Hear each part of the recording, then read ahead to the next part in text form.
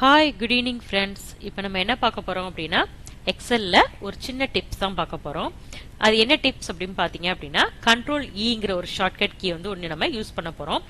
இந்த method control ஈங்கிறத நம்ம எதுக்கெல்லாம் யூஸ் பண்ணலாம், எந்தெந்த இடத்துல நமக்கு வந்து தேவைப்படும் அப்படிங்கிறது தான் ஒரு ஸ்மால் டிப்ஸ் ஒன்று. இது இப்போ பார்த்தீங்க அப்படின்னா நான் எக்ஸலில் இங்கே ஒரு நேம், ஒரு ஃபர்ஸ்ட் நேம் டைப் பண்ணியிருக்கேன், இங்கே ஒரு லாஸ்ட் நேம் டைப் பண்ணியிருக்கேன்னு வச்சுக்கோங்க, இல்லை இது ஒரு இனிஷியல் நேம்னே வச்சுக்கோங்க.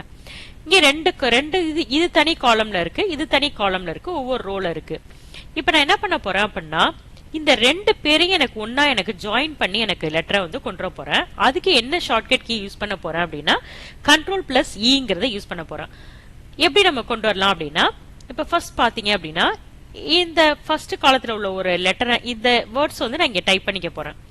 எக்ஸாம்பிள் இங்க என்ன பேர் இருக்கோ அதை இப்ப நான் இங்க டைப் பண்றேன்.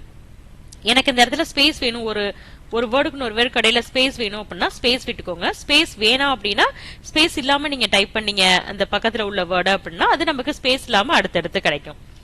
இப்ப நான் ஸ்பேஸோட டைப் பண்ணிட்டேன். டைப் பண்ணிட்டு என்ன பண்றீங்க, இதை அப்படியே செலக்ட் பண்ணிக்கோங்க. செலக்ட் பண்ணிட்டு கீபோர்ட்ல கண்ட்ரோல் இ அப்படின்னு கொடுத்தீங்க அப்படின்னா போதும்.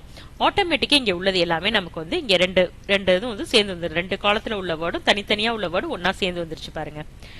இப்ப இதே பாருங்க, நான் என்ன சொன்ன போறேன், இந்த இடத்துல எனக்கு ஸ்பேஸ் இல்லாம எனக்கு வேணும். அப்ப நான் ஸ்பேஸை ரிமூவ் பண்ணிட்டு என்ன பண்றேன், கொடுத்துட்டு செலக்ட் பண்ணிக்கணும். செலக்ட் பண்ணிட்டு கீபோர்ட்ல கண்ட்ரோல் இ கொடுக்குறப்ப எனக்கு இந்த ரெண்டு வேர்டுக்கும் உள்ள ஸ்பேஸ் இல்லாம எனக்கு வந்துடும். ஓகே, இப்ப அடுத்து நான் என்ன பண்ண போறேன் அப்படின்னா இந்த இடத்துல கொட்டேஷன் மார்க் எனக்கு ஒன்று வேணும். அப்படிங்கிறப்ப கொட்டேஷன் மார்க் போட்டுக்கிறேன்.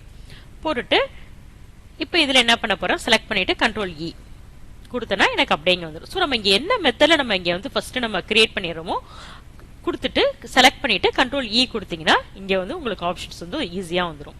ஓகேவா, இது நேம்க்கு மட்டும்தான் இல்ல. இப்ப நீங்க ஒரு எக்ஸாம்பிள் இது எந்த இடத்துல யூஸ் பண்ணலாம் அப்படின்னா ஒரு அட்ரஸ் இருக்கு. அட்ரஸ்ல நீங்க ஃபர்ஸ்ட் என்ன பண்ணிருக்கீங்க, இந்த இடத்துல வந்து அட்ரஸ் ஃபர்ஸ்ட் டோர் நம்பர் தனியா டைப் பண்ணிட்டீங்க, அப்புறம் ஸ்ட்ரீட் தனியா டைப் பண்ணிட்டீங்க.